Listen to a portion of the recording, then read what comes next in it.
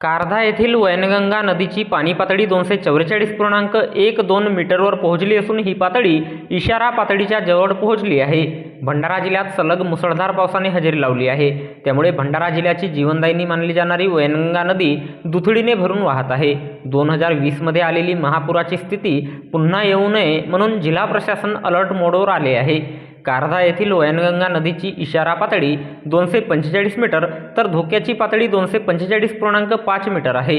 दिनांक 28 जुलै 2024 रोज रविवारला सायंकाळी 7 वाजता दरम्यान कारधा येथील वैनगंगा नदीची पाणी पातळी 244.12 मीटर नोंदविण्यात आली असून ही पातळी इशारा पातळीच्या जवळ पोहोचली आहे।